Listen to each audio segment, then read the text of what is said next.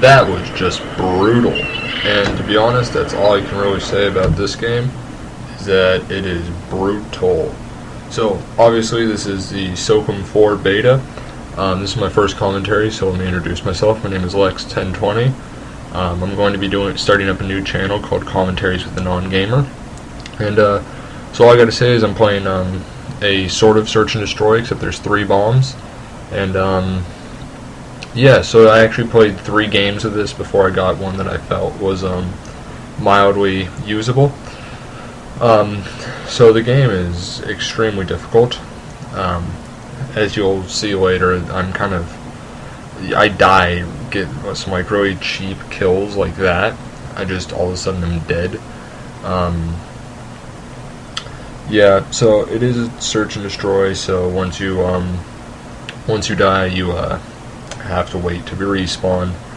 So fortunately, I had my PSP with me, and I picked up the Third Birthday, which is the 3rd game in the Parasite Eve series. It's actually a spin-off of it, but whatever. So anyways, the game's pretty brutal. It's extremely difficult, and there's some cheap stuff that I absolutely hate. But so right now I've died, and I'm waiting to respawn, and so it's not going all that well for me, which means that I'm going to fast forward this just a tad bit. So as we are, actually I'm not going to fast forward this, I'll just let you guys watch it. So I'm just following this guy around, letting him run around and everything. So what I wanted to talk to you guys about is SOCOM 4. So what are you guys thinking about it? Are you gonna buy it, rent it, no interest in it? Do you play search and destroy games? Do you like search and destroy games? Do you like games where you can't respawn? So the round's over. Now it's up to now it's round 2 out of 5, and I believe in this round I get placed on the bomb tech, which means that I have the USA 12 or the USAS 12, the fully automatic shotgun. This shotgun is a beast, and as the bomb tech, you actually have a little bit more health, so you can take some more shots. So I see this guy coming around, and I get first blood on him. Shot, awesome. And then the second guy pops around the corner, and he gets me. I get a different guy, and then that first guy gets me, and the Spec Ops win the round because I died. So as the bomb tech, you have to stay alive or the round's over. Next round, I am not the bomb tech this time, because first you attack, then you defend. So I'm defending this round, and I don't know why I tend to hesitate when the game starts. It's just, I guess, force of habit. So I'm using the AK-102.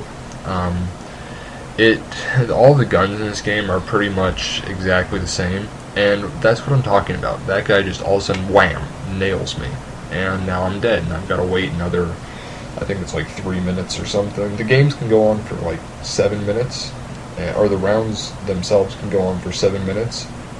Most of the time it averaged about 3 minutes before one team, or before one side won. So now I'm just waiting, and I started playing the Third Birthday again. But anyways, so I'm going to talk about my new channel that I'm going to be starting up now. It's going to be called Commentaries with the Non-Gamer. It's going to involve my girlfriend.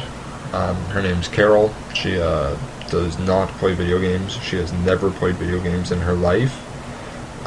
Literally, her parents told her that video games were bad, and she's never allowed to play them. So she's never played video games before, which is why I am going to make her not play video games, but watch me play video games, because her reaction to some of the video games are hilarious. As example, we're going to currently be playing through the 3 Dead Space games that are out right now: Dead Space Extraction, Dead Space, and then Dead Space 2. And we're going to do a Let's Play of those with her reactions, which, by the way, are hilarious. We were actually recording Dead Space 2 earlier today, and I've got those videos, which, yeah, they're pretty funny. But so I've got those, and I'm going to be putting them up I'm not actually probably going to be putting those up for a while. I might put them up now or fairly soon, and then just put stuff up as we get to it. So I might actually do stuff backwards. I might do Dead Space 2 and then Dead Space Extraction and then Dead Space. But yeah, again, so they're pretty good. So what do you think of the ideas of having having commentaries with somebody who's not a gamer? Because I've been wanting to get into commentaries for a while, but the problem is that everybody's doing commentaries, and mostly everybody's doing commentaries on Call of Duty, which is why I have chosen to not do Call of Duty commentaries unless I really, really am bored and have nothing else to do a Call of Duty commentary, because everybody does Call of Duty commentaries, and mostly everybody does commentaries as a gamer. But the one thing that you don't really get is you don't really get people who don't play video games on these video game commentaries. So I mean, we as gamers tend to think of ourselves as the normal, and the non-gamers would think of us as strange. Where we think of us as normal, they think of us as strange, and we think of them as strange, and they think of themselves as normal. So it's interesting. I mean, we never really think about what a non-gamer sees when they see a video game, which is what I'm trying to explain or do here, because what we see is we see Call of Duty, and we know it's going to be a first-person shooter, and we know what first-person shooter means, and we know what's entailed with a first-person shooter, and we know all these things about first-person shooters. But if you bring a non-gamer into the mix, what does a non-gamer think when they hear first-person shooter? What does a non-gamer see when they watch a first-person shooter? That's what I want to talk about. That's what I want commentaries on in my videos, is what a non-gamer, my girlfriend, sees when she sees me playing these games. So that round's over, and the next round starts up, and I take off running. And the operational definition of insanity is attempting the same thing twice and expecting different results, which is what happens here. I just got killed by this guy last round, so I pop out and wait for him. He pops out and hits me somehow before I can even see him, which means that I'm now waiting again for the next round to start. So I pick up Third Birthday again and start playing while I think about what I'm going to record in this commentary. So, again, what I'm going to be talking about, I want to be talking about what a non-gamer sees. So, the games that I have played with my girlfriend, we've gone through all 4 Metal Gear Solids. I say 4 because I'm not including Peace Walker into the mix, even though I have Peace Walker. We didn't play that, and we played Metal Gear Solid in chronological order, so it would make the most sense. And by chronological order, I mean Metal Gear Solid 3, and then 1, then 2, and then 4. So we did it that way, so it would make the most sense. And then we played Heavy Rain, because it was not just... because Heavy Rain and Metal Gear Solid were not just straight, run and gun type games, which a non-gamer, actually, would find incredibly boring.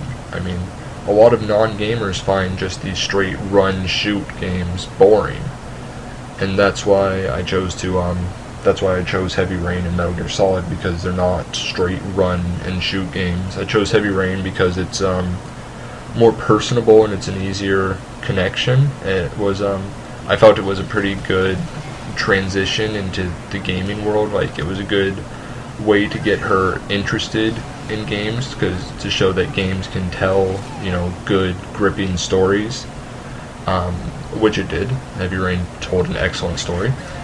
So I thought that was a good way to get her in. And then once she no longer thought that video games were such a bad thing, I brought Metal Gear Solid around, because that also had a compelling and twisted plot line, along with good gameplay. And again, like I said, the operational definition of insanity. So I come back over here, except this time I crouch on the ground or go prone, and decide to slowly creep around this corner. And I'm creeping as I'm aiming, and I just sit there and wait for a moment and crawl a little bit forward and get sniped by the same guy again. So somehow he's just like whack and shoots me. So anyways, it is a third-person shooter, so we can't look around corners to a degree. But so I did Heavy Rain first to get her off the mindset that all video games were the same.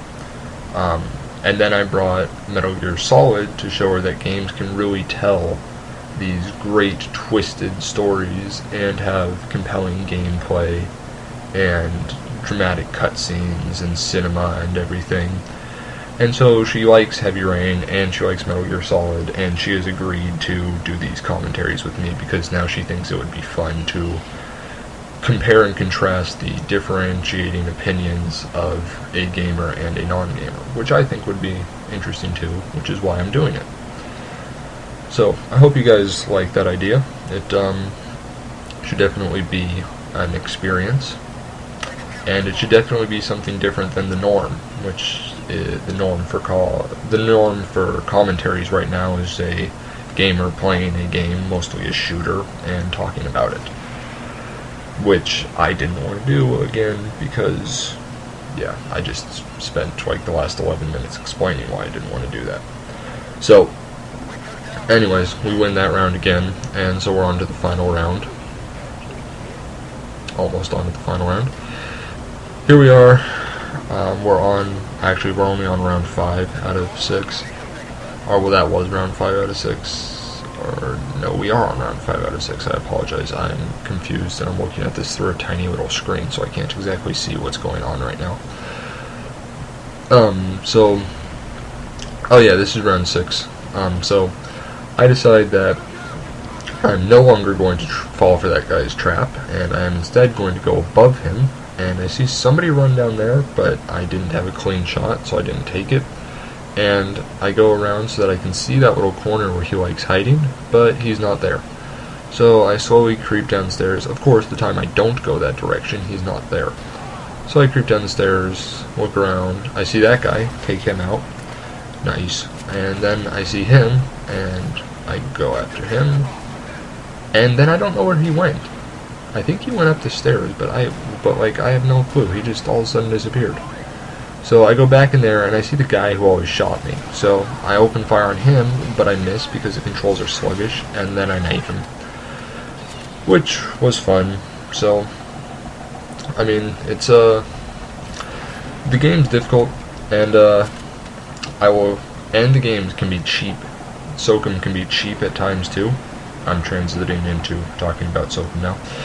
It's fun, because enemies die real quick. It's kind of think kind of Call of Duty standards where the enemy can die real quick. I don't even know what killed me there, but that just serves to prove my point that you can die really quick. Think Call of Duty standards where the enemy dies in a couple bullets if you hit them. But then it's kind of difficult because it's kind of difficult to aim with the guns. I mean, I play a lot of Uncharted 2, and I may or may not do commentaries on that game as well. But I play a lot of Uncharted 2, and I'm good at Uncharted 2, but I don't know why I'm not very good when it comes to SOCOM 4. But I was playing quite a bit of Dead Space earlier. So the game's coming to a close, and there's the close, and this next clip is going to be why something that I absolutely detest in this beta that really needs to be fixed. So here comes the clip, and this is probably the worst problem the beta has.